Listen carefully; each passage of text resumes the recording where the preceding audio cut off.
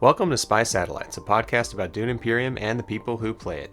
I'm your host, CJ, and this is Rotation 15, where we're talking with community member and Dune Imperium Digital content creator Bludgeon. So join us, why don't you, for a roundtable discussion focusing on cards, combos, atomics, and everything spice.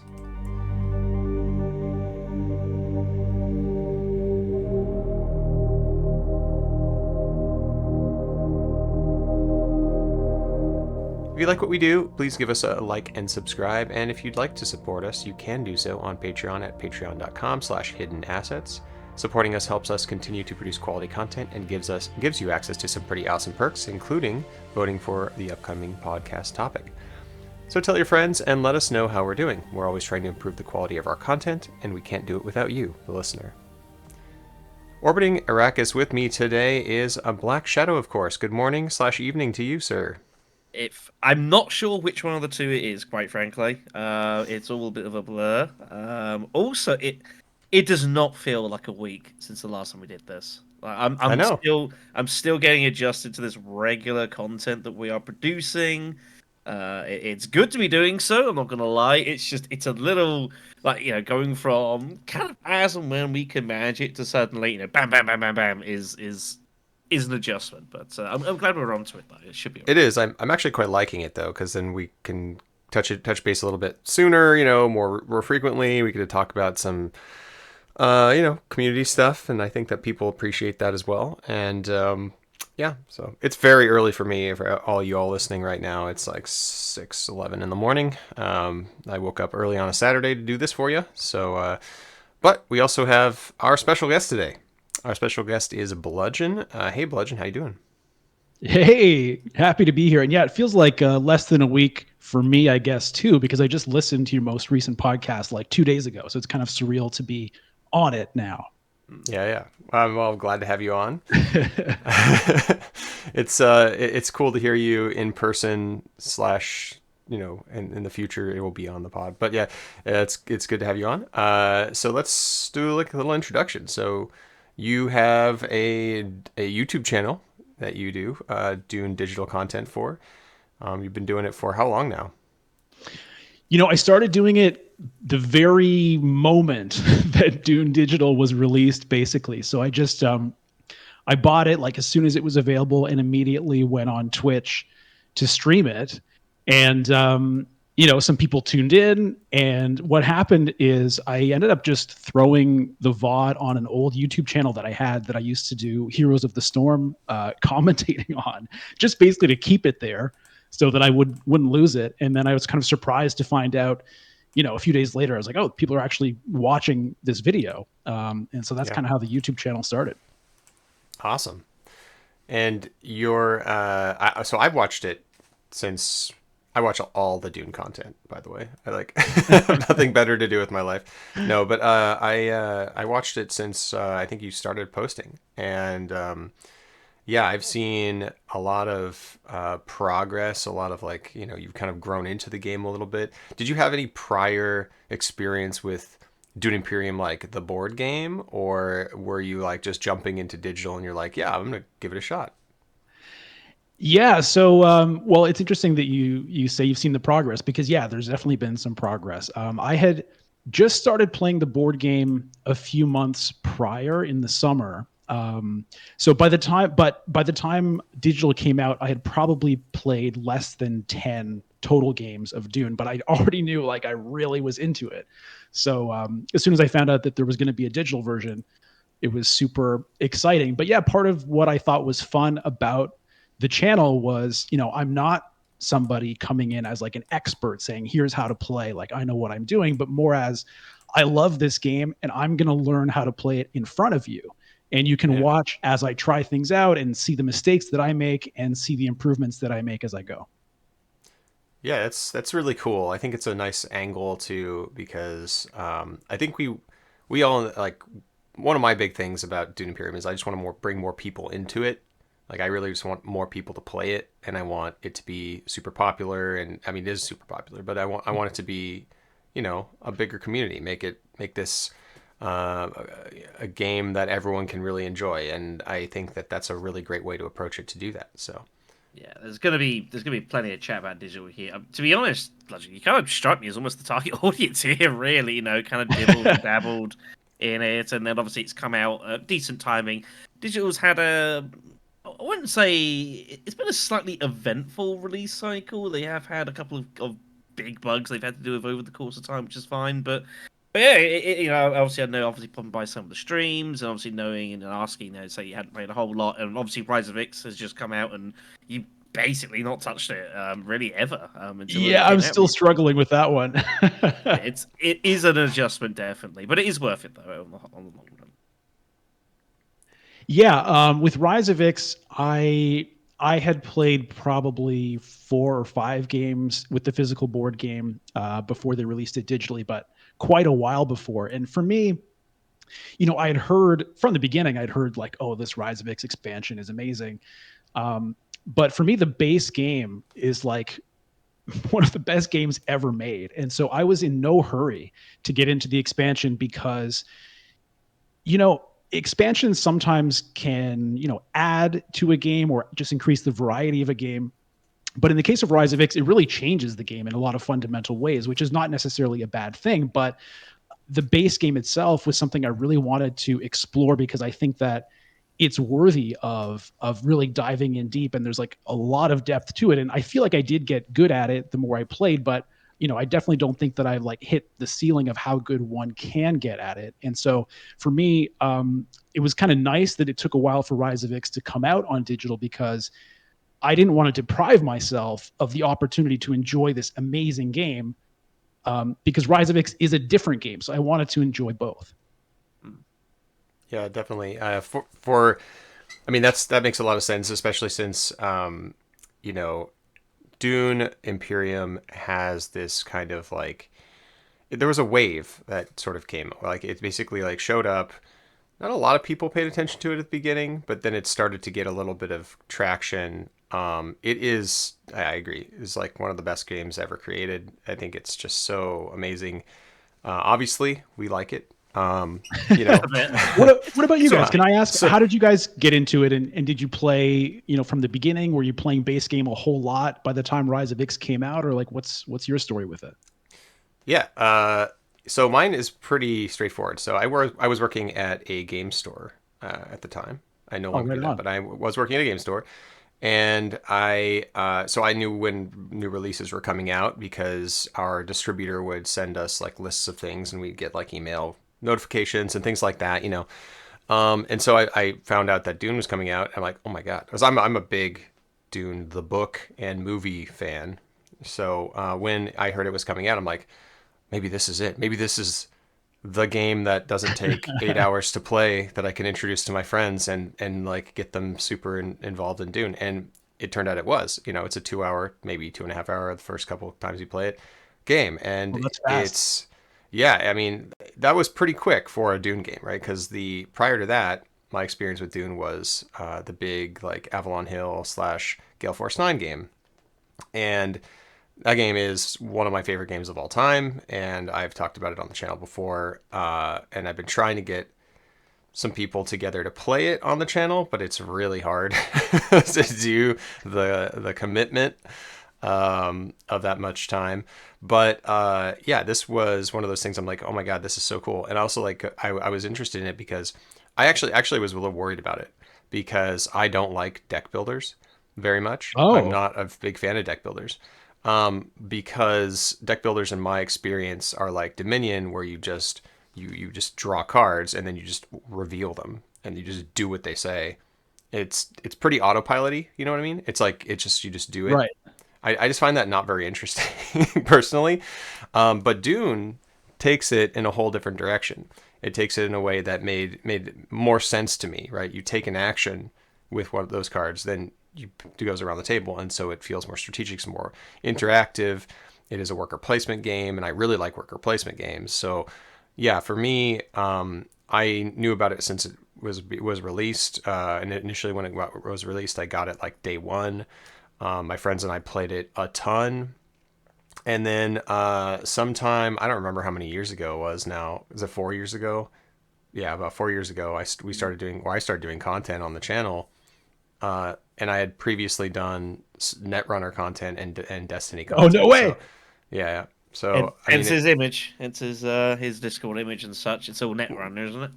well, that is a custom image that a friend of mine did for me. I Ah, actually commissioned an image from him a while back when I was doing the channel, and yeah, so I was all about Netrunner. I love cyberpunk stuff as well, so that's one of the reasons I yeah. have a channel. And then this started, and I continued doing it. So and people liked it, so that was cool. Yeah, it's that's my history of Dune Imperium. Yeah. Mine's. I'll keep mine brief. It's not really that interesting. I was one of the many thousands of people who turned to find something to do in COVID. Truthfully, Yeah. yeah, I always tell people it's fascinating. Going and look at the go to steam.db and look up Tabletop Simulator, and it is quite mortifying in a way. You know, a game that was averaging maybe 4 to 5,000 players, for its release and going all right. And then by April 2020, it was peaking at about 50,000 people. And I Yeah. was one of those many people. Touched upon board games and whatever else. So and I was quite a few. I mean, I came from like playing Bit Nemesis, and one of those guys said, "There's this game that looks alright. Do you want to give it a spin?" I was like, "Yeah, sure." Here I am 4 years later. It's been a weird trip.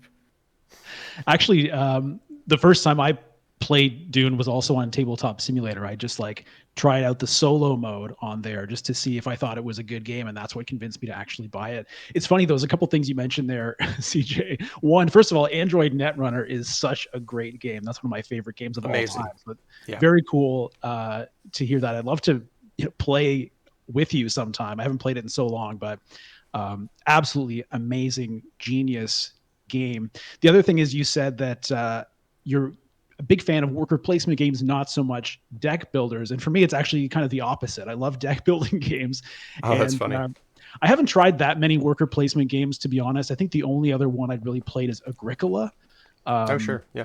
and I've only played it a couple of times. And you know, the environment in which you play a game has a big impact on how you feel about it. I think it was never quite the right situation. There was always like a year or two in between games, so I've had to kind of relearn it every time. But I was just kind of meh with it. Hmm. Whereas deck builders, yeah, I loved Dominion, but it was actually Clank. Clank was like my gateway into Dune. I was looking for a new deck building game that was doing something interesting because I noticed my girlfriend kind of enjoyed playing Hero Realms, and I was like, okay, let me find like a deck building game. I did a bunch of research and I came across Clank, and I bought Clank Catacombs kind of right after it came out, and that's been a huge hit with me and like all of my friends. And I had heard about Dune, and I saw, okay, it's the same game designer, Paul Dennen, same company. I love Clank. Maybe I should give this other one a shot, and it worked out.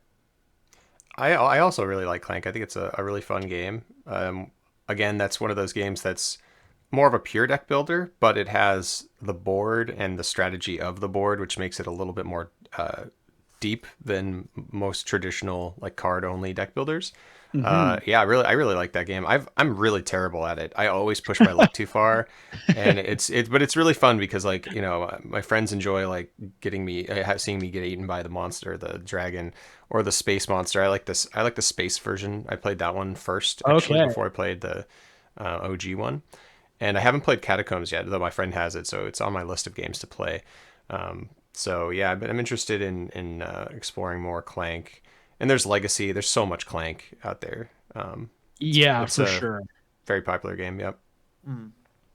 So one thing I'm, Uh, I'm curious to ask okay. about. So obviously going back to Doom briefly, how's it kind of felt for you then? Like kind of playing the games, obviously kind of picking up because you must have been aware that there are some people like around the streets that have played an awful lot of Doom and trying to kind of learn on Mhm. the fly against that. Like it must be a bit jarring at times.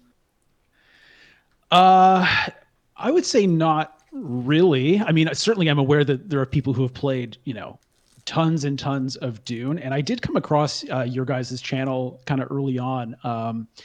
But I kind of was trying to like avoid spoilers in a way. I mean, in terms of like, I didn't want to kind of find the strategy before I found it myself, if that makes sense. So I didn't really watch a lot of stuff. But in terms of jumping in online, I think there were a lot of people jumping in online who have all kinds of different levels of experience with it. So I didn't really feel like I was at some kind of massive disadvantage. I think I actually was doing reasonably well right from the start, and then continued to get better. But I haven't joined, like I haven't joined any of your tournaments or whatever. I'm sure I would still get absolutely wrecked in there.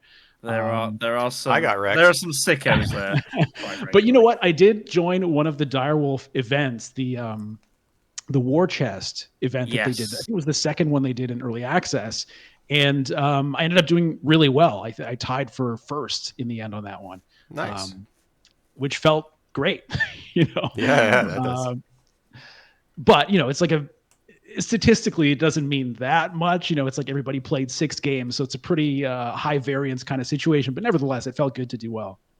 And plug for anybody who wants to watch that, you can find that whole series on my YouTube channel, although you've now been spoiled as to the results. And we'll have the link below, and you can all check that out when you have time. Absolutely. I had a question for you about when you got into Dune Imperium.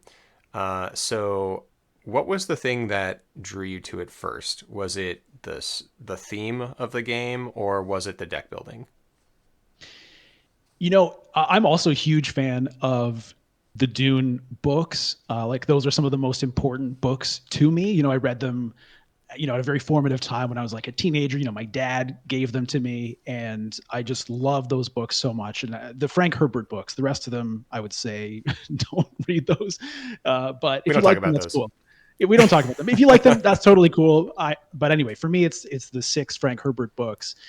But perhaps counterintuitively, that was actually a reason for me to avoid the game, because for me, with books that I really, really care about and love, I don't want to see someone else's interpretation of what the characters look like, or what seeing different actors as those characters. So I haven't seen any of the movies. And so I actually kind of stayed away from the game initially because of that. Um, but once I tried it out on Tabletop Simulator and realized like this game is like there's something really special about this game. I decided to get into it. Yeah, but like I said, it was because it was a deck builder that was doing something interesting.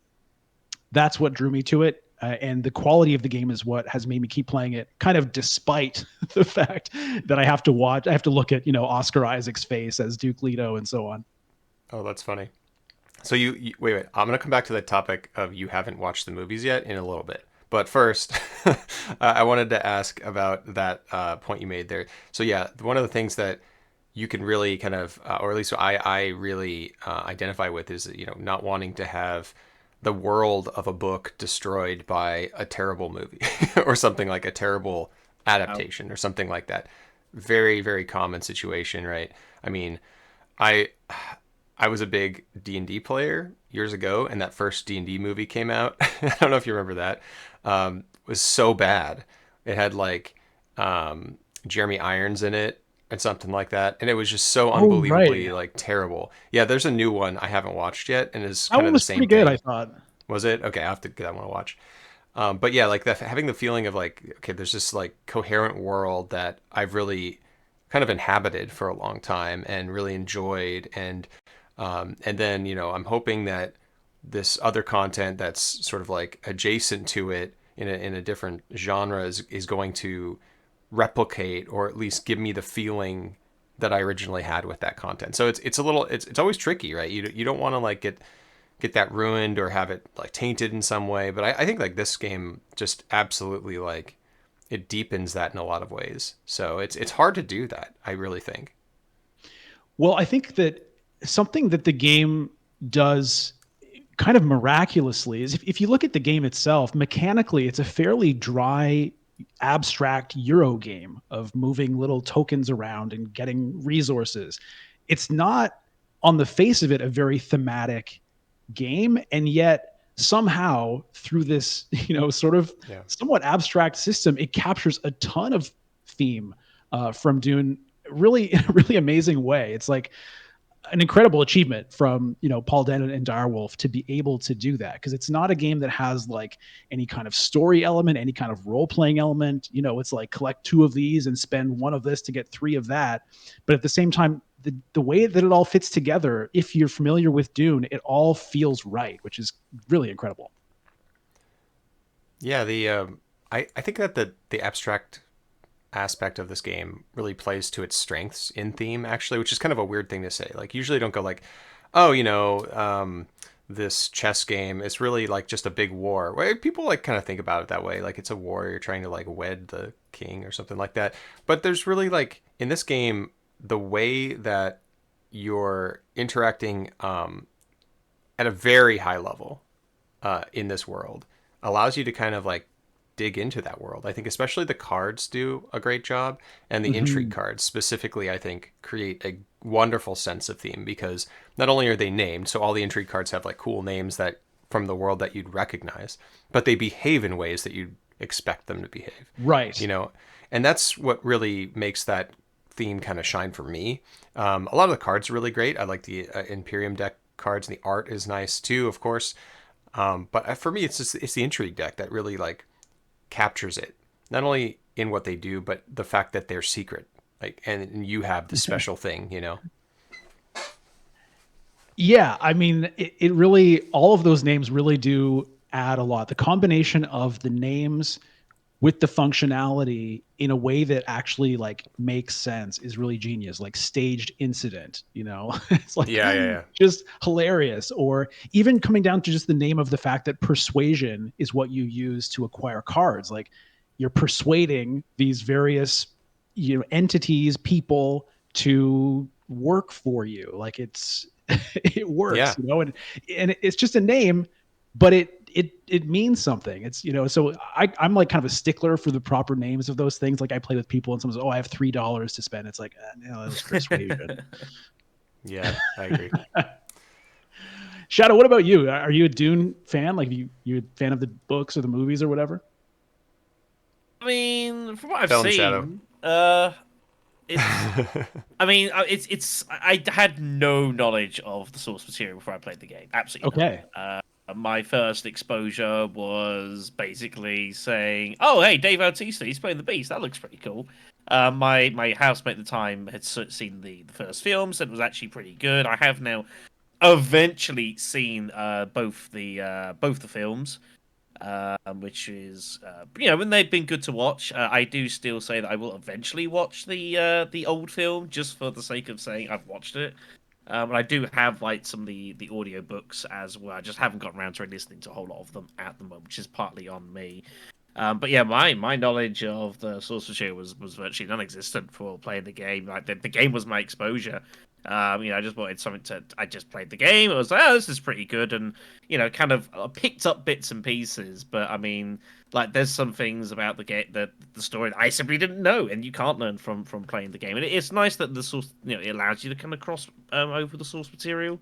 And that's a credit, I think, to the game's kind of design. I've always commended its artwork as well, and I think it does leave even if you're not too aware of Dune, I think it does help you conjure pictures in your mind of the stuff that's going on, which is, I think, always an important stuff of playing this sort of stuff. Being able to kind of visualize stuff that's going on, I think is always really good.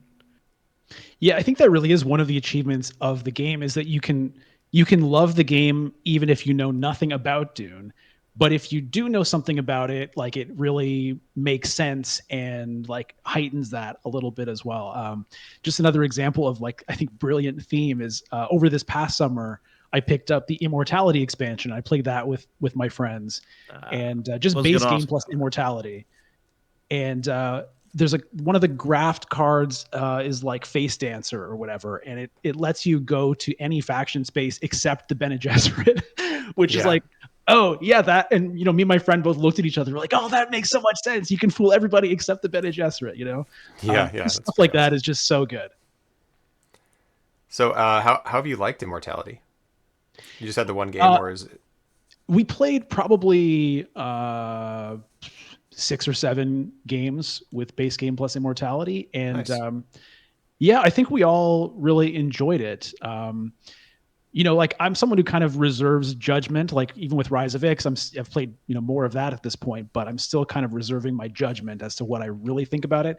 And Immortality is kind of the same thing. But what I really liked about Immortality is that it adds some things to the game, but it doesn't fundamentally change the game the way Rise of X does. So it doesn't change the board other than the research station where you lose one card draw in exchange for the research, which, does Mhm. change the game. It does make certain strategies harder to pull off, but it's basically just some extra things that you can do.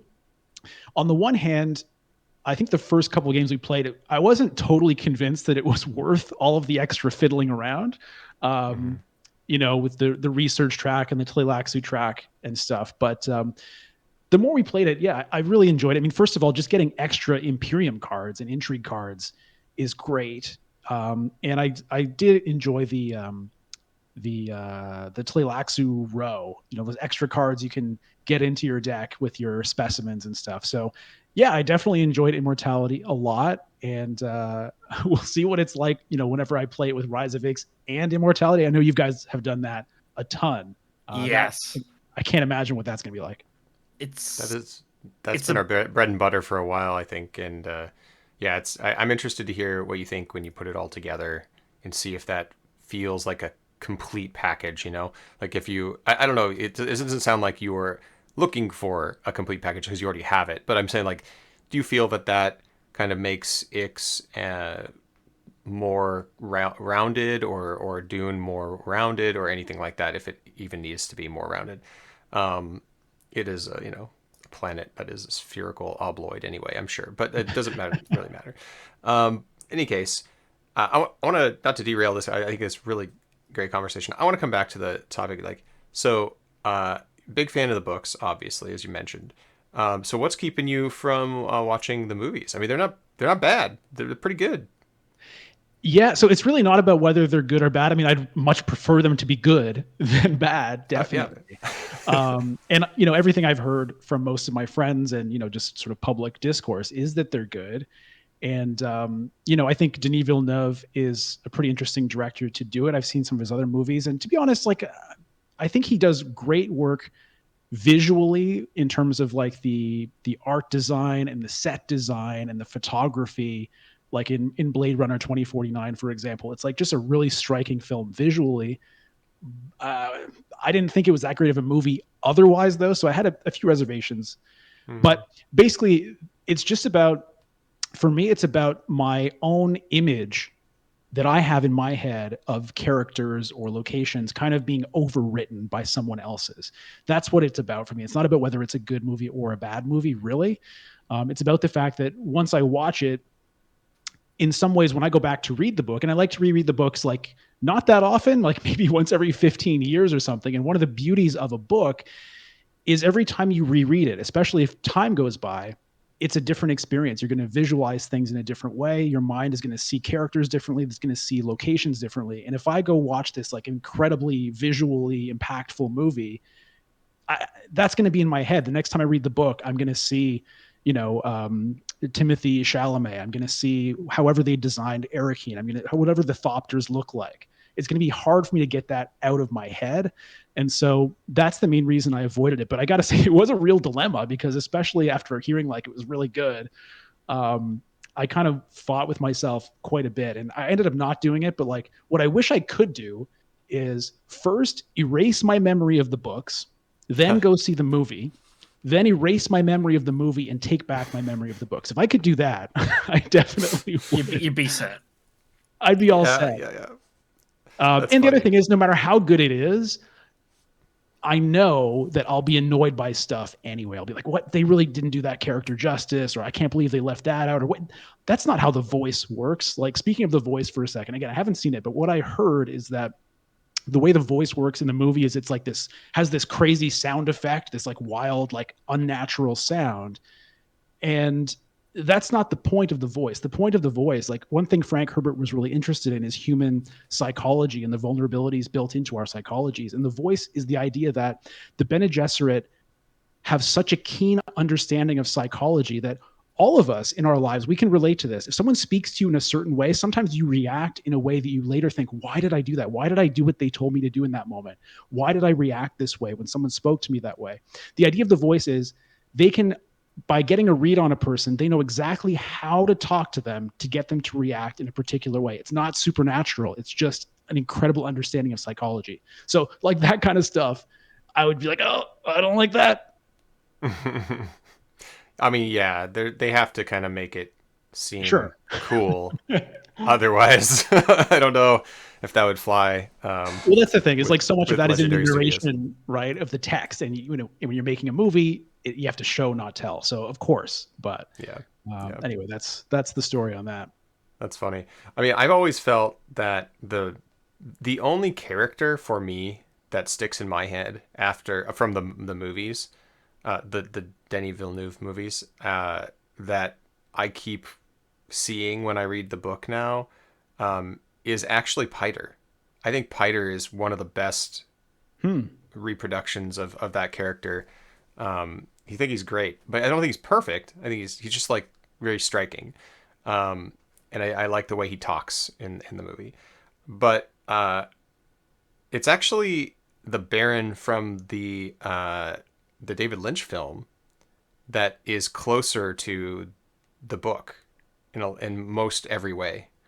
Um, Mostly in how he talks, in his like mannerisms, in his like faux Shakespearean kind of like you know tone and rhythm. I always felt like actually the Baron Harkonnen in Denis Villeneuve's version looks the part more or less, except he's not a redhead, which kind of bothers me too. But he looks the part of a villain. But the character, that like blobular, like redheaded, like skin peeling off character from David Lynch's film, that's the one that sticks in my head, and actually I see when I read that character still to this day.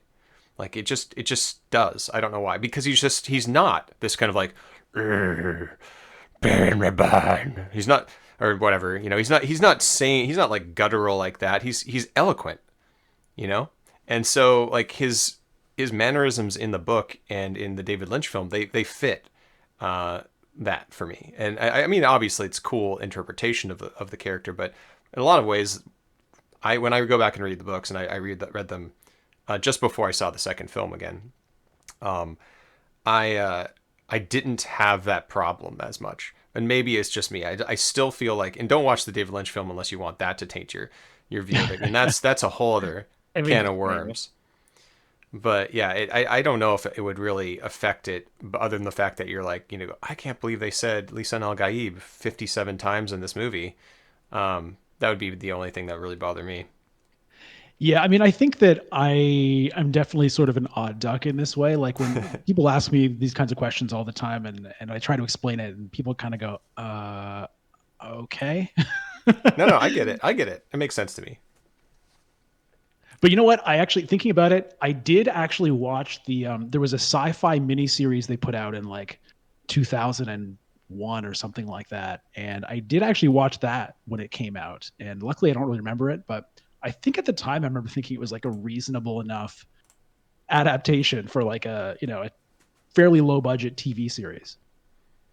You know what? I have fond memories of that series. I stayed up very late because it was a late showing for me. Like I think it was in high school. It was like 2000 and maybe it was 2000, something like that. Something like Yeah, it that. was Yeah. 2000.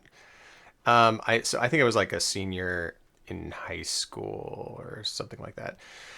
It's been a long time, but I remember staying up very late with my VCR and recording it on VCR on VHS. I still have it to this day.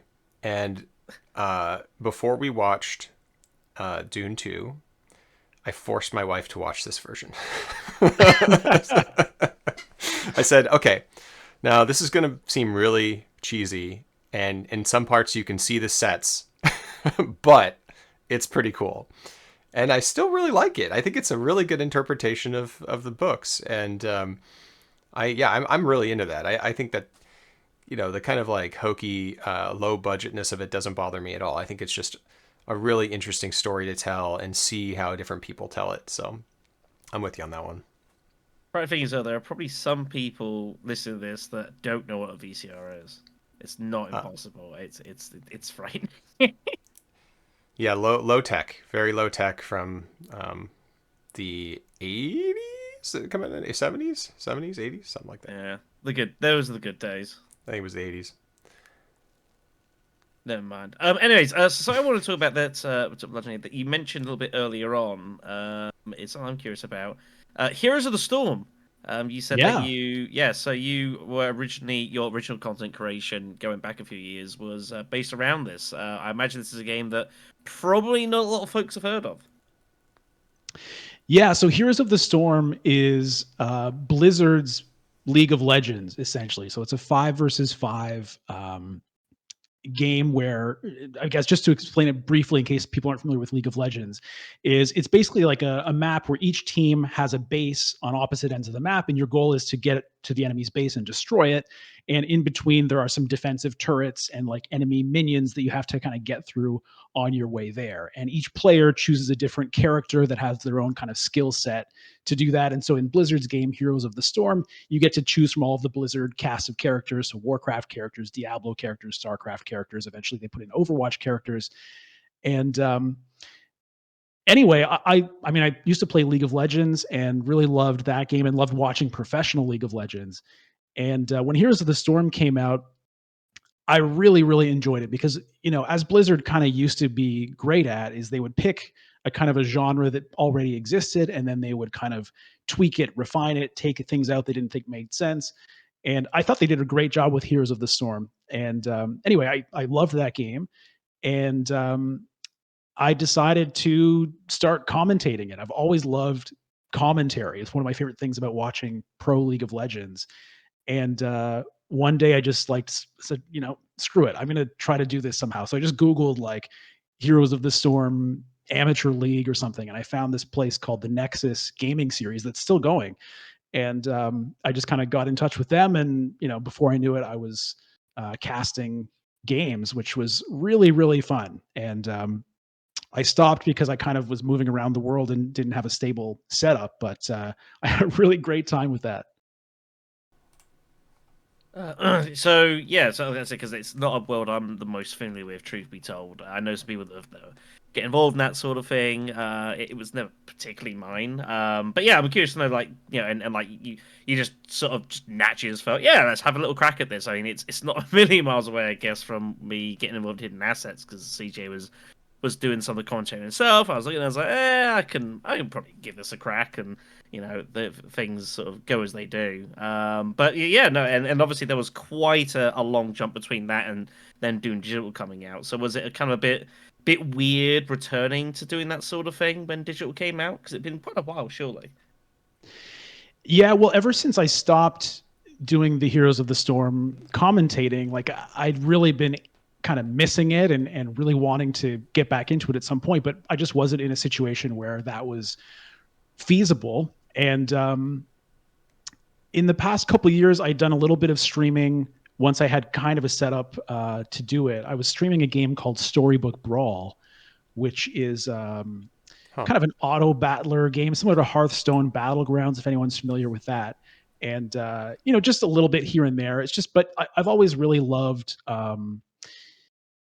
I guess broadly speaking, like performing. I used to do, some theater acting, and I had a radio show years ago, and I've just always loved that kind of thing and connecting with an audience of some kind. And so I've always been wanting to get back into it at some point. And Dune being released just was like the perfect thing because it was like this game I was just getting into, really, really loved.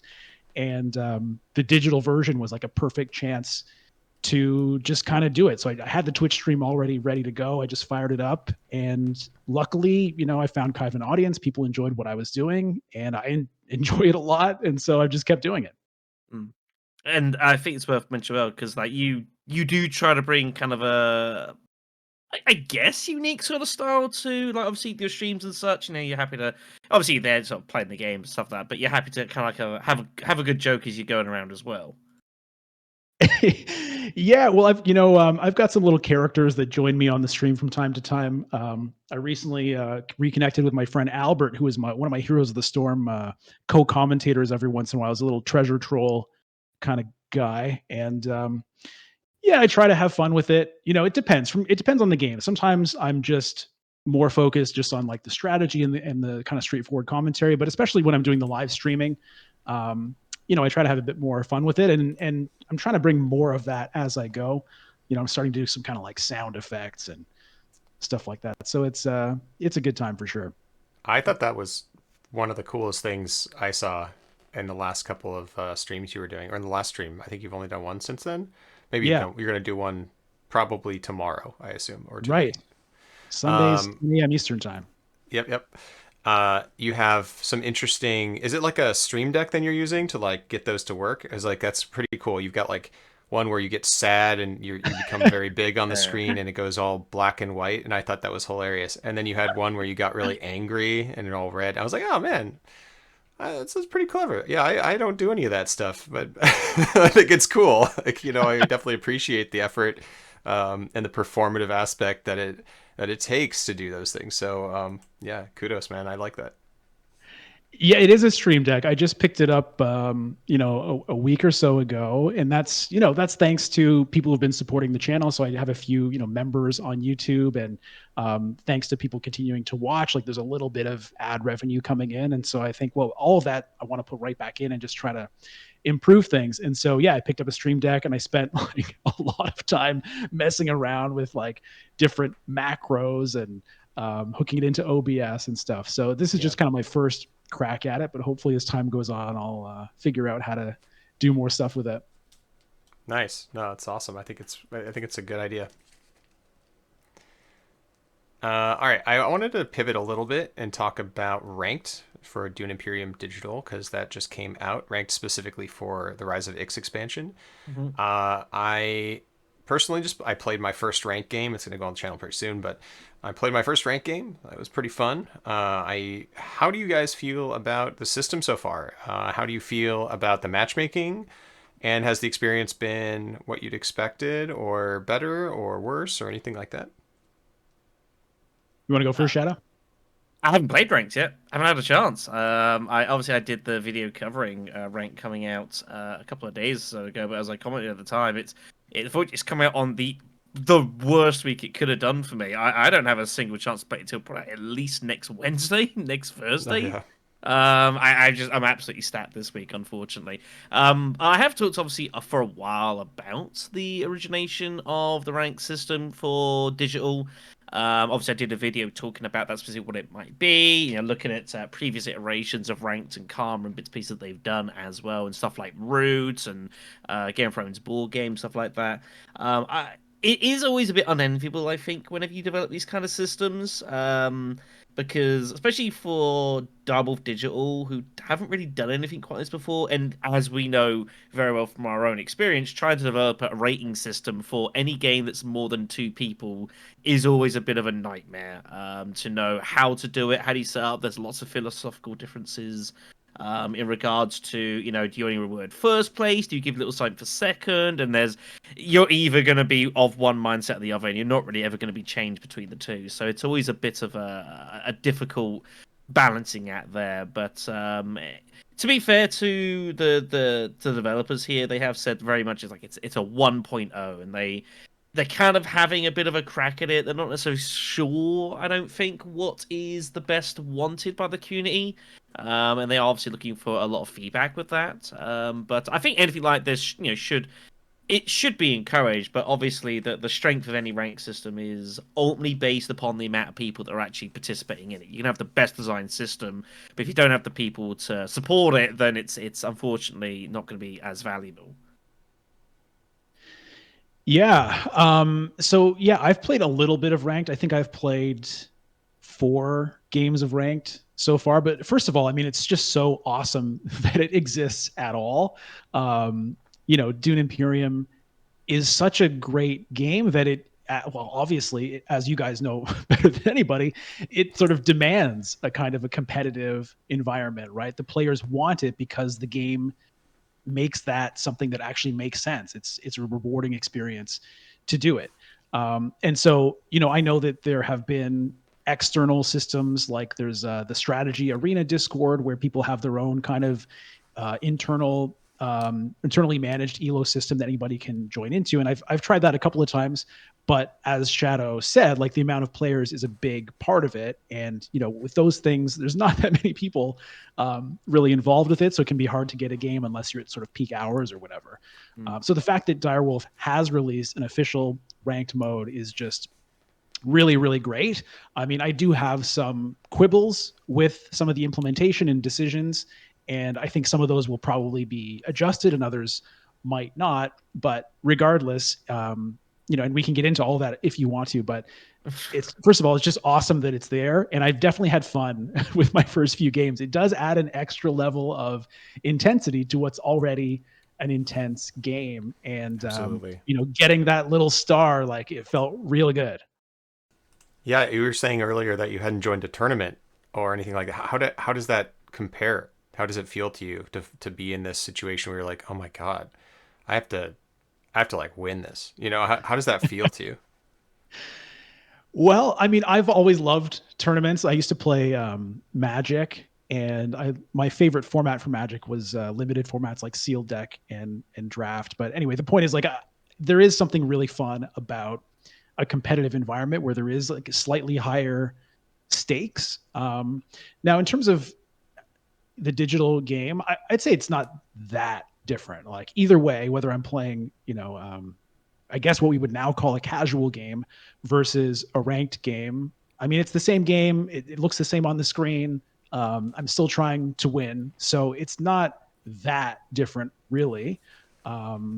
But there's just like a little bit of an extra kind of like intensity or pressure on it, which is kind of thrilling.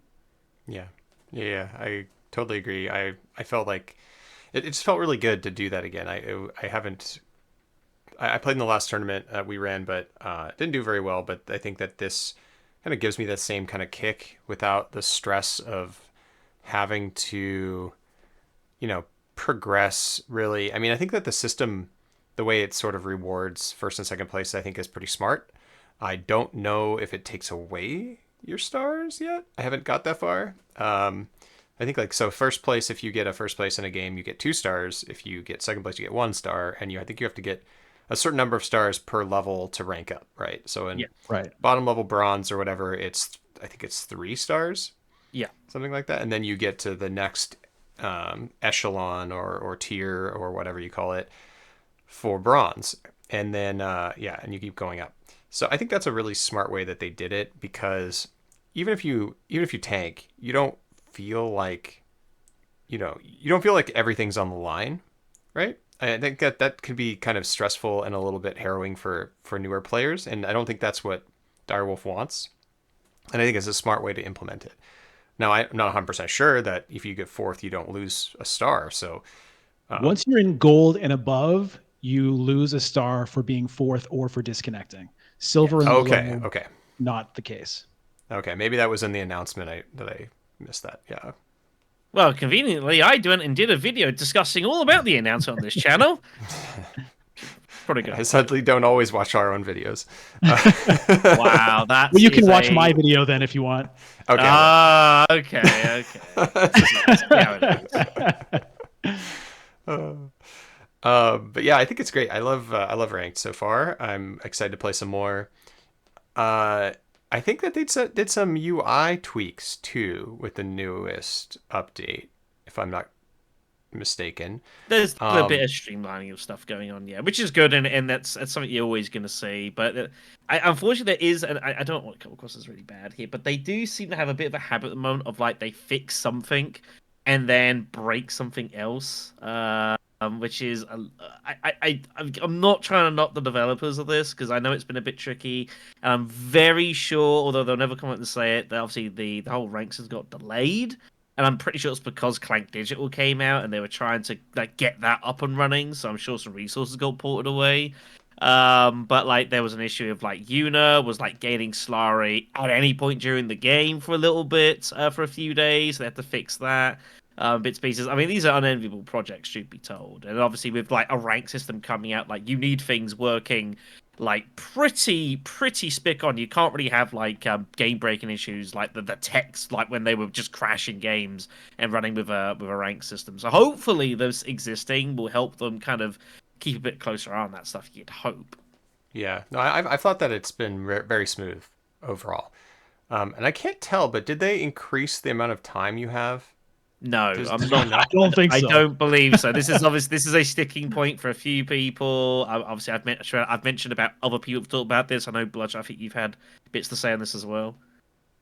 Yeah, yeah. The timer is an issue for sure. My issue with it is that the animations eat up the timer when you can't do any actions. And so like the most egregious example now, especially is the shipping track.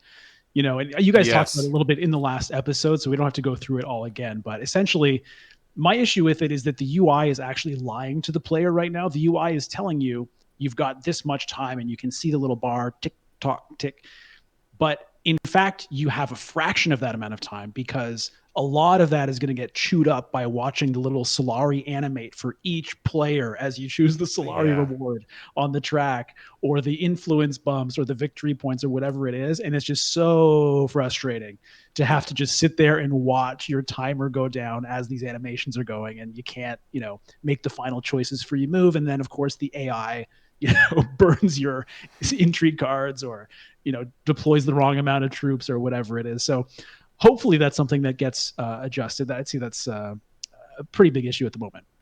Yeah, I've Yeah, thought as that's well. As I say, that if they ever, as if slash when they decide to bring Immortality out, I mean, there's absolutely no way 90 seconds is going to be long enough. It's just not. It's just there's no way with grafting and the complications that brings and experimentations and stuff.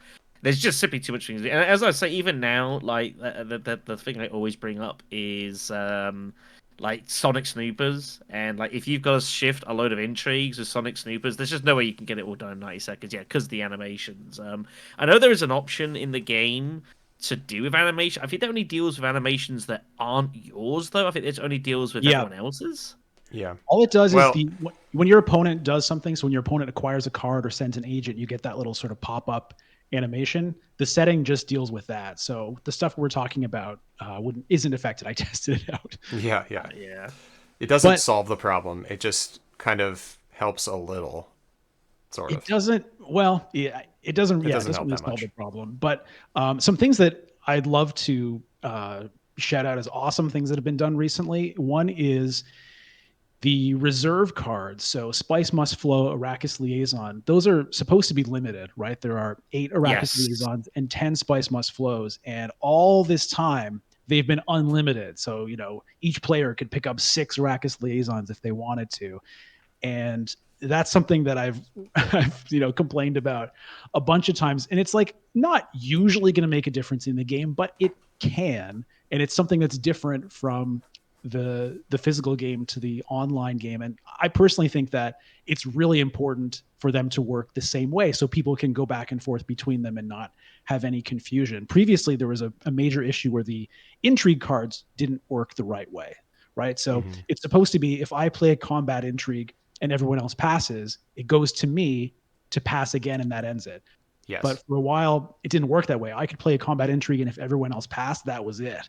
And but they eventually did fix that. And in this recent patch, they did finally fix the reserve cards. They are limited, and so that's like just an awesome change. They also did a cool UI change with or addition, I guess I should say, with the text, where some techs, if they're sort of like if they have an activated ability, so I forget the name of the one where you pay 4 Solari and you get 3 troops. I had Like, that in the what is that called? Flagships. Flagship? Yeah. flagship. Okay, so I had that recently in a game, and what was really awesome is there was a little rectangle that popped up kind of in the bottom left of the screen right above my character that just had it right there. I could click on to activate it. So um, because the tech UI is something that I think still needs some work. It's very easy to just kind of forget who has what text. It's hard to kind of see what's going on there. So these little improvements are great, and hopefully they continue. Yeah, I agree. The spy satellites tech specifically should be visible how many extra points that person's going to be getting. I think that Right. that's a very, very important thing to know, and it's easy to forget. It's easy to forget that they have spy satellites, and then they just jump 3 points at the end of the game, and you're like, obviously, you should be able to pay attention to those things, but like being able to like easily tab to spy satellites or just have a little indicator that tells you how many spy satellites points they would have. Like in previous videos I did for Ix, I would sometimes have an overlay of like a plus something, plus points in the the scoring area, just to indicate what the actual points would be, even though it's not displayed as that much. So like something like that would be excellent to just know what their extra points are. And I know that that's kind of like trackable information and it's easier to do over the board because you can just see their tech, but it's hiding things behind menus, which I find Mhm. hard to deal with at times. And I don't like clicking through all those menus. So I can deal with clicking through the card menus very easily. I'm totally fine with that. And honestly, this is a minor point, but like trying to find like where the techs are is sometimes hard. Like when I'm in the wrong menu, I'm It's like, pretty rough right now. yeah. But that said, I mean, it's this as Shadow said, this is a 1.0 system right now. I'd say for the ranked, but every time I come back to it and every time I play, it seems like they've done something better. They've made it more usable. They're listening to the community's thoughts on how things are working. They're checking the bug reports and they're really asking like, how did this work? Mhm. Because I did a bug report a little while back where I had a situation where I disconnected and then I tried to reconnect, but it kept giving me like this spinning wheel and then it said, you are unable to reconnect. I'm like, why can't I reconnect? And so then they contacted me directly, like a rep from Direwolf contacted me and said, can you explain just exactly how this worked? I'm like, oh yeah. So like they're really going out there and trying to make this the best product they can. And it's about that communication between the designers and the digital platform developers and making sure that they're on the same page, right? Because like they might be familiar with the game, but they might not know the ins and the outs of it, or like little nuances, right? Like there's also I ran into an issue the other day playing Dune Digital base game with some friends, where you were unable to trash the spice. No. You were unable to trash fold space if you drew a card with it because it would automatically trash itself Right. when you went to like selective breeding. So if you selective breeding, paying 2 spice, trashing a card to draw 2 cards, you can trigger. You should be able to anyway. The way the game works, trigger the draw card on the fold space, and then trigger the trash a card to trash the fold space to draw 2 cards so that you don't have to trash another card if you don't want to. But we got Right. in the situation where it was not letting them do that. And so they said, well, my optimal play would be to trash this other card. No, to trash the fold space because I want all these other cards in my hand. And they were forced to trash a card out of their hand. So that was a little bit weird, right? So there's things like that that are still kind of buggy, not quite working as intended. But I think that overall, it's giving a very, very good I'd say first, second, third, infinite impression for players to play this game, and it's very, very playable right now. Um, the only other thing like I wanted to mention is the matchmaking system itself, because uh, I have never seen a matchmaking system where you are gate kept by a time. Like it's like top of the hour, you can queue up, and then it's like every so often, it's like 5 minutes or something like that. You have to wait. So like at the top of the hour, I was like waiting for the gatekeeping or the server to kick up or whatever matchmaking system, and then I clicked it, and then I was waiting 5 or some minutes for the matchmaking to start. And I think Yeah, that's an area they need to improve dramatically. Like you shouldn't have to wait. I don't mind the waiting for a specific time thing, but if you're waiting for a specific time and everyone's clicking in, then there should be like more people at the same time. So it should be easier to do that. It shouldn't take 5 minutes for the system to figure out where to place everybody. I think it should just like as soon as you get in a game, you get in a game, as opposed to if everybody's in, we wait 5 minutes and see how many people are in there, and then you just like distribute them all. I don't think that really works for me. What are you guys' thoughts on that? I mean, it's obviously something I've talked about a bit, obviously in the video as well. I think part of the issue is that I don't know if the devs were entirely sure how many people they're actually going to get having a crack at this rank mode. I mean, they obviously have numbers of amount of people who've got the game, amount of people who say they've bought Rise of X. The best comparison that I have of personal experience is like having played a fair bit of Dead by Daylight, and of course they do have like a big, an ongoing, queue. Obviously, it's ranked or whatever the hell you want to call it is kind of beside the point. When you've got like a very heavy player base of, and that game's regularly got like, tens of thousands of people playing at any single time, you can just have a kind of a rolling queue, because there's enough people in that you can put inside, then you can get the matchmaking sort of self out. I don't know if they felt that this was going to be there.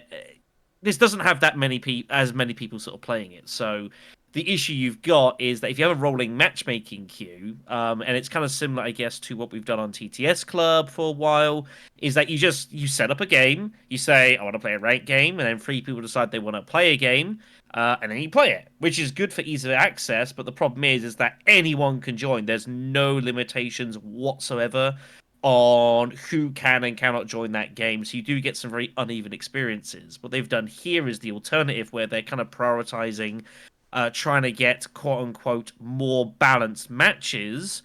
But the way that they feel they've got to do that is to have the game start at a certain point so they can build up enough numbers so that the balancing of people's ratings actually can happen and actually is meaningful. 60 minutes, we all came out and said was not the number for a variety of reasons. They have quote unquote temporarily change that to 30 minutes at this point, and I have a feeling it will probably end up staying at that as well. But it's teething pains like anything, and it's kind of what do you prioritize? If we had like 40,000 people playing the Dune Digital app, then none of this would be a problem. But it's not at that sort of level, so you gotta kind of go one way or the other, and I guess they're not particularly comfortable with just like using the current matchmaking system they have for normal games, just saying, "Oh, it's a ranked game." They want to kind of try and balance the matches a bit more, so you have to take one or the other. Yeah, I Yeah, understand that. Yeah. that is one of the things that is also really exciting about the ranked system is not just like, oh, getting a star or trying to get on top of the leaderboard or whatever it is, but the idea of getting matched with players who are closer to your level. So if you're doing really well, you should be matched against better players theoretically. That's something that's definitely appealing to me, after playing in the lobbies all this time, especially with base game. I felt like I was getting pretty good, but you never really know unless you're playing against really good players, right? So maybe I was winning like 50% of my games. I was getting first, something like that. And that doesn't necessarily mean that I'm that great, because it could be that I'm playing against people who are kind of new to the game or whatever. I never really know.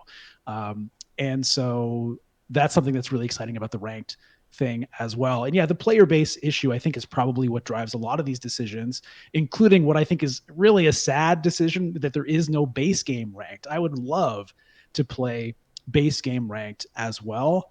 And I think there are a fair number of people who would like to do that, who either aren't interested in Rise of X or don't have it or whatever. I don't know how many, and I get the fact that they want to just make one ranked queue to make sure they've got the player base. So it makes sense. It's just, it does make me sad, because I would love to actually test my mettle at what I thought I was getting pretty good at. Yeah, Well, they might do that in the future, right? I mean, they might just say like, all right, this month we're doing base game. Next month we'll do X. They kind of maybe they could do that. That would be cool. Maybe, I don't know. I mean, the problem is that it's the same issue. Like, it's something that we obviously have dealt with as well on our front. Is like, and I see with other things as well. Is like, you don't want to dilute yourself too much. You can obviously, you want to have like one rank thing is fine, and you can sometimes spread into a second as well. But it's the issue of like another server is that they've had like they do ranked for base game, and then they were doing ranked for asynchronous games, but now you've got the expansions out. So do you have separate queues for that? And then what do you do in the future when Immortality comes out, Uprising comes out, and you can't maintain all of these. So I totally get why they decide they're only going to pick one. If I was going to pick one, I probably would have chosen Rise of X as well, because it is, I think, ultimately the more complete game. It does put ranked behind a paywall though, which isn't great, and Mhm. that is an issue. I wouldn't have complained if they'd have put the ranked behind just the normal game. I think that would have been also reasonable. But then you're kind of like, I don't know. It's a bit lose lose. I don't think there's any like exceptionally good solutions here. So I think they did probably the best they could. But there could be changes, and it might be they've temporarily. They've also, remember, of course, they've got the event system. They've got these Yeah. tournaments and bits and pieces. So if they want to do like competitions, a base game, they can still use the events to do that, and that's what I would suggest that they probably do. Yeah, I'm gonna Yeah, be we haven't honestly. had an event in a long time. No, no, That was That's what I was like, gonna say. they've only yeah, had the 6 months two, ago or and so. I wasn't around available for either of them, so I never got to participate in them, sadly. And I've been kind of waiting for another one to happen, and then it never happened, unfortunately. So, and of course, Rank came out, and then of course they've picked like about the worst week they could possibly afford to do so. But what you gonna do? Yeah, I haven't had any time to play those events either. And if young me would be doing this all the time, like playing Dune digital all the time. But I just, there's between family stuff, content creation, work. I don't have that much time anymore. I feel, and so even doing this, I mean, I'm waking up at 6 in the morning to do these things. But I love doing it. But I just got to find some time here and there to squeeze some games in. But the events for me just take too long, and I just don't have that time. I feel so. But one of these days I'll get in and maybe we'll do it on stream or something like that.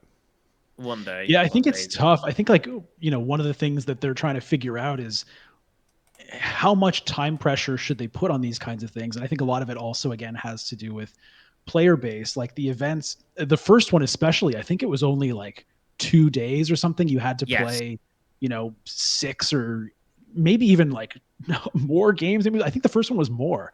I think the way the first one worked, it was like your best 6 games out of like 10 or something was what Yeah, counted. that's what it So was. you could play just six, but if you're doing that, you're at a handicap compared to someone who plays 10 because they have more chances to do better. So basically, you had to play 10 games in like 48 hours or something, which is really pretty insane when a game takes, at least an hour up to an hour and a half. And so I wasn't even able to finish it the first time around, especially because I think there was some miscommunication about the deadline. But the second one I did manage to do, but like it's not easy to get that many games in a short time. And I think I have the same issue with the skirmish mode in Dune Imperium Digital, which I think is a really fun mode where they tweak the rules of the game. You play against the AI, and then you get points based on winning the game and based on certain special conditions, and they change up what those are. Sometimes it's based on how many swords you get into conflicts, sometimes it's based on like how many freeman cards you acquire or whatever, and then your score gets compared against other players who have done the same challenge as you. And I think it's a really awesome mode, but the issue that I had with it is that it goes over, I think, 2 or 3 days per one of Hmm. these things, and you have to play like just a lot of games. And it was getting to the point where I just felt like it was a burden to, I wasn't, I was burning out by playing these things. And I think they have the same potential issue with the ranked implementation where every 30 days, it's a reset.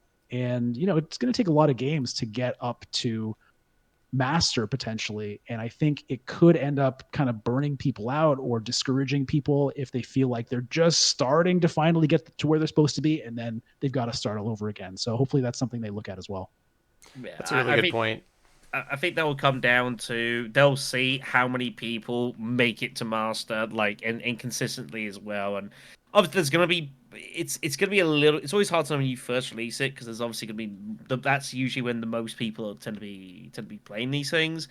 But yeah, like getting up to that, like that, it's pretty tough. And you get if you want to get the master rank, like you've got to put in some serious time to get there. There's no way around that. There's no there's no quick route. I mean, it's only what 2 stars are winning, and to get all the way there is, I think, 24 stars, I think it is, off a quick count in my head, to make it up to master rank. And so you've got to, if you can win 12 games straight, then you're sorted. But I mean, 12 games, even if you won 12 games straight, like that's still, like 10, 11, 12 hours that you've got to put in playing just Dune Imperium over the course of a month. And that's the absolute best case scenario. You're not Yeah. going to win 12 games straight. That's not how this stuff works. No one does that unless you're me doing some crazy 24-hour stream where I somehow like blitzed everyone for a day. I don't know how I did that. I'll never That was achieve that magical. again. Yeah. That, I mean, it's still like the most ridiculous achievement I'll ever do. One day we'll talk about that probably again on this channel. But Yeah, yeah, one day I'm looking forward to hearing about that. yeah, I played Dune XMO for 25 hours straight, played 20 Oh my matches, god. and I won or came second. I think I won, was it 11 of them, and came second in all the rest, but I think two where I came third. Never came fourth from 20 matches. And I was playing like ranked games, I was playing casual games, I was playing like Sneaker came in for one or two of the games, like people were joining in. Yeah, just it's on the channel. It's I've never tried to condense it. 'Cause, but Paul Denon, I always remember.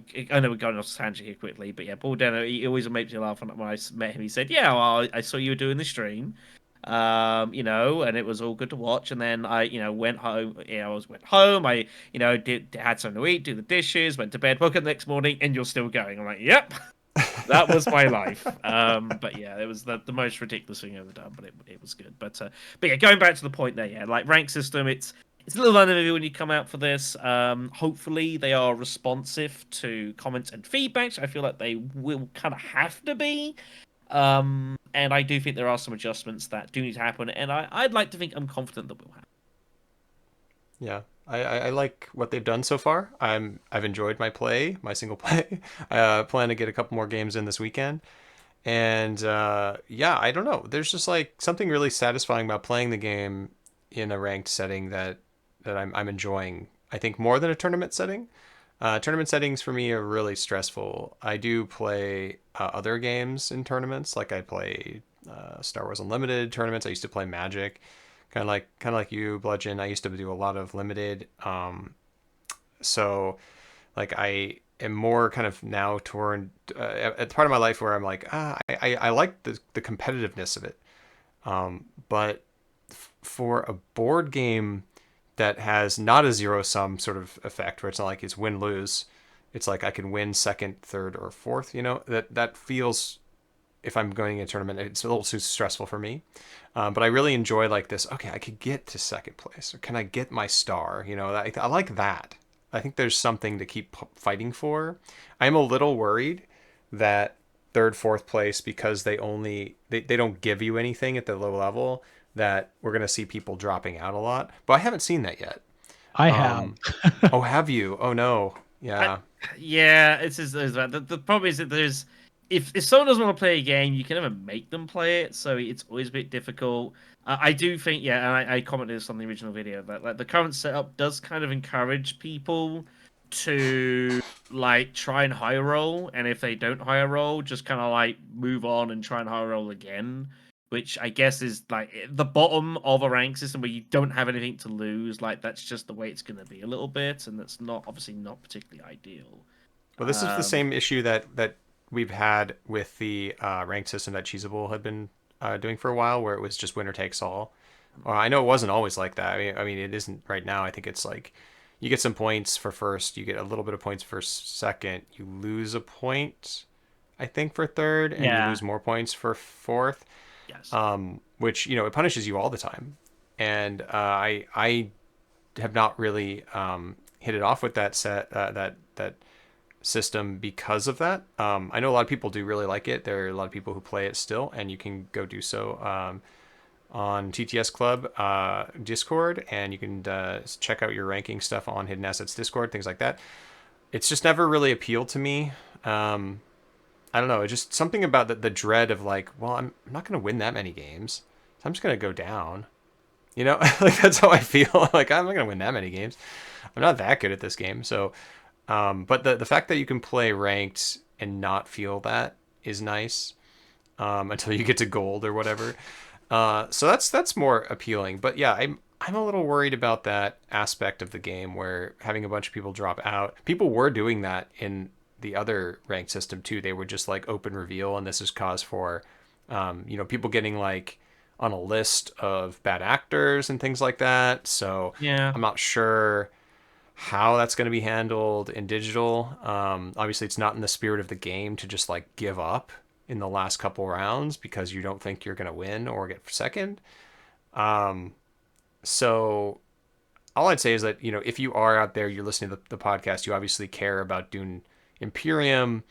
Just finish your games. That's just even if it feels a little bit bad, you're not going to win. Just finish your games. Just do that service to people in the community who are winning, because hopefully you'll want them to do that for you. I mean, that's my like public service announcement for today. Like, please do that. It helps out everyone. It also keeps the community like non-toxic. That's something that I like am very, very adamant that we need to do, and make sure that there's no toxicity within the community to like, I don't know, berating other players or things like that, or talking down to players because of they're playing too slowly or they make mistakes and things like that. But to keep it pretty positive. So Yeah, and I'll say the nice thing is, in all the time I've played Dune Imperium Digital, I would say I really haven't encountered people being nasty in the chat, like at all. Occasionally, people will complain about being slow or whatever, but overall, I haven't seen a lot of toxic behavior. And I have a friend who recently picked up Dune Digital, and she talked about how she's just had like a lovely experience. yeah, She's asked for help, and people have been really nice, and so that's like really great. And hopefully, it can stay that way. As for people quitting, yeah, I mean, it really sucks. And as far as Direwolf goes, I mean, it's all about figuring out, first of all, what are your goals? What's the behavior that you want people to have? And then you've got to set up the incentives to create that behavior. And unfortunately, right now with the rank system, there's actually some incentives to quit because yeah, I know. if you're at the combination of the, like you were talking about, the game's only starting at a certain time, especially when it was just at the top of the hour, that really incentivized people to quit the game if they weren't going to get first or second. Because if you're in, below gold, you're not going to lose a star for disconnecting. So if you're sitting there and it's 5 to 8, and or you think that you're going to come last, then the system is actually telling you should quit the game so that you can get back into the queue. And on average, a player who does that will actually rank up faster than a player who doesn't. Yeah, And I brought that point up in the Direwolf Discord, and Scarlatch, who is a Direwolf Digital person, mentioned that they were bringing out a karma system sometime, or looking to bring it out sometime in the next few weeks, where it would keep track of that kind of stuff. And supposedly, if someone quits games a lot, they wouldn't be able to join the ranked queue. So it's something, I guess, that they have another system coming to try to deal with that, and we'll see how it goes. At the moment with the 30-minute queue, I think it does improve that, but the same incentive does still exist. And I watched it happen in a game I played recently where I'm pretty sure it was like the final round of the game. Somebody, was playing their combat intrigues to try to win the, round 7 or 8 conflict. They got outgunned and immediately disconnected. And I looked at my clock and I was like, yeah, I think it's maybe to get into the next queue, or maybe just out of, a rage quit or whatever. But You're never yeah, going to yeah. completely it's eliminate tough. it. Is the You're truth. never going to completely get rid of it. That's true. Yeah, no, that's a really good point. And I wasn't implying that there are any. I haven't met any toxic people on Dune Digital at all either. Yeah, I just met people who are sometimes like a little annoyed by people taking forever, or if they're dropping Right. out and things like that. But that's normal on board games online. Actually, I think Which is it's a really kind good of community on the whole. Yeah, I it, no problem. it is a great community. Yeah, in terms of like, that's always been a sort of a weird pet peeve. Not a weird pet peeve, but that's a pet peeve of mine. Is it's like, if you're going to play turn-based strategic games, people are going to take time to make their moves. If you don't like that, that's totally understandable, but you shouldn't be playing that kind of game. Go play Fortnite, go play Heroes of the Storm. It's a great game that still exists. I cannot tell you the amount of times I've had this debate regarding their own rank system and its clocks, but that is an issue that I am not getting into on this podcast. Absolutely not. Don't need to. But yeah, this is not our first rodeo down this line. Believe me, we have been here many times before. Yeah. And by the way, Scarlatch is Scott Martin's from Direwolf. He's the president of Direwolf. So you spoke directly to the man. Yeah, the big man. Yeah, I don't know if he actually listens to the podcast very much, but I know he's aware of the content and he knows us, and we've talked to him in person. So yeah, we're not saying that just game of it, by the way. He's legitimately lovely guy. If you're listening, Scott, you can drop us a line in the comments below and say how we're doing. If you get this far in this podcast. Well, it's very cool that he participates as much directly with the community. Then, I mean, I'm aware that he was working for the company, but the fact that he's that high up and directly chatting with people, and he's responded to some of my comments or suggestions or critiques over the past number of months, and it is really nice to feel like people are listening, even if they don't always do what I say I think they should do, or things don't always happen as fast as we might like. It does feel good to feel that, as you were saying before, like the company cares and is really trying their best, and they've made an incredible product. I mean, even from the beginning, from the very first day that it was released in the early access period, like, it's a really incredible implementation of the game that they've made. It coming down to the visuals, the animations, the sound effects, the sound design of the game is amazing. The music is great. Like, it's very crisp. It's beautifully done. And they definitely should be, proud of themselves. Absolutely. No, this is it's a really great product. And I think that we all can just, gush over it all day long, but we're coming to the end of our pod today. We've already gone over an hour. We usually try to keep it to about an hour. But one last thing before you go, Bludgeon, I want to ask you a couple questions, just some things so people get to know you a little bit better, if possible, but not personal stuff, but just sort of like likes and dislikes, things like that. If that's all right. Sure, go for it. All right, cool. So what is your favorite movie? Oh, that's an interesting question. Those kinds of questions, like what's your favorite, whatever, I find that I've noticed that we kind of get into like a set answer. So like for many years, I would say, oh, my favorite movie is Magnolia, which is a Paul Thomas Anderson movie. I love that movie. And it may still be, but I also don't tend to rewatch movies. So my answer is kind of based on how I felt about it at the time. And it just really, kind of blew me away when I watched it. So that's kind of my stock answer, but yeah, I'll go with that. I don't want to also stop this just to say this, but I do kind of, because it's fun, is that I have a connection to Magnolia. Okay. So I used to live in Los Angeles a long time ago, and my grandparents lived in Los Angeles. And their house was used for a scene in that movie. No way. I am serious. So is the scene late in the film where the aging cancerous host is kind of dying, there's a scene where it's in the rain, they drive up, or it's in the nighttime, they drive up onto this driveway. It's like kind of a circular-ish driveway. And there's, you've got some big windows over there. That outdoor scene is at my grandparents' house, and there's also an indoor scene with those windows where they're sitting in the window talking, and you can go back and check it out. But I have connections to that. It's kind of cool. That's really cool. All right, moving back along. Favorite food? That's a tough one. It's a really tough one. I'm going to go with, I really love Sichuan food, like the really spicy food from the Sichuan province in China is just like unbelievably good. Favorite book? Doesn't have to be Dune. It doesn't have to be Dune. It doesn't have to be Dune. Okay. Well, Dune is up there, but I'm also going to go with Breakfast of Champions by Kurt Vonnegut. Oh, yeah. Nice choice. Favorite streamer? Oh boy.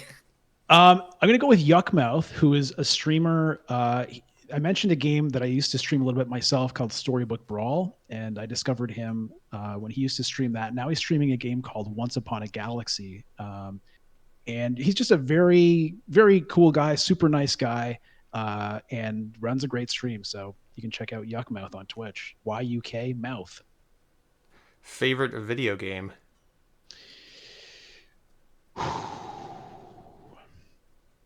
Well, my favorite video game of all time, I guess I would have to say World of Warcraft.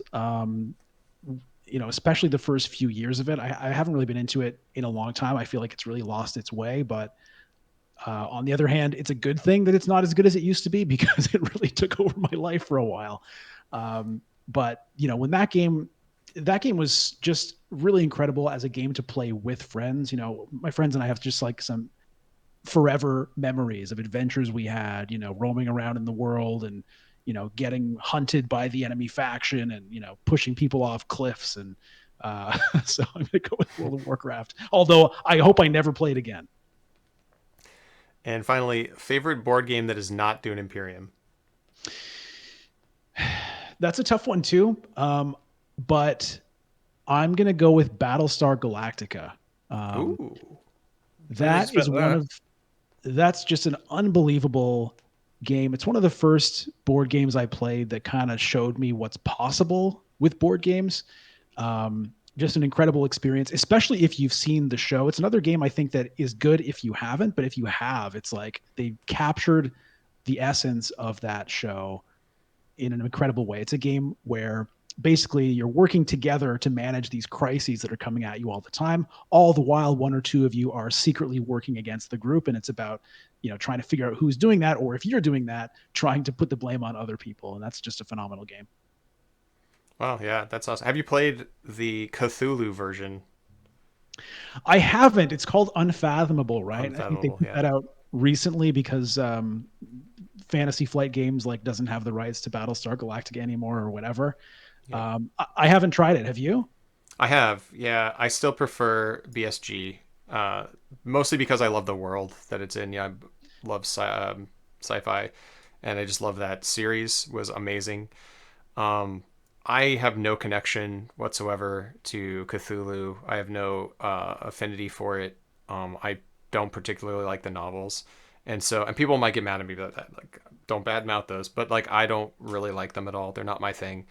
Um, I have played like a Mythic Tales Cthulhu world that's basically like Sherlock Holmes, this consulting detective, but with Cthulhu, which was okay. It was pretty good. But like don't, I didn't find Unfathomable an improvement on BSG. I found it was basically the same thing with a little bit less, with less theme and less interest for me. So that's personally how I felt, but it's more or less the same game. It's a little shorter. Yeah. Yeah, I looked into it, and my impression from looking into it was that it just felt off to me. It felt like sort of tacked on, like didn't make as much sense to me. It's like there's Yeah. mermen that are secretly you're not. I don't know. It just seemed a little odd. Hopefully, I don't know. Hopefully, one day they can actually re-release the real Battlestar Galactica game. Yeah, I hope so. Yeah, I think they're hybrids or something. I think you're like either a human or you're a hybrid and not a Cylon in this one. So it's basically the same kind of thing, but yeah, it's a little bit shaky. It's fine. It's fine, especially if you do like Cthulhu. I'm sure there are big fans out there of this game, but I'm glad you mentioned that because BSG is very very good. I'm a big fan. Well, it's been a pleasure. I've had a great time talking to you, having you on the pod. We need to do this again, maybe in the future. Um, Definitely, it's been a real pleasure. Thank you guys so much for having me on. It's been a really fun conversation, and yeah, it feels like we could go for another 4 hours. So I'd be more than happy to come back anytime. awesome. Well, thank you all. Thank you all for listening, and we will see you on the next episode of Spy Satellites. Until then, take care. See you later. Bye.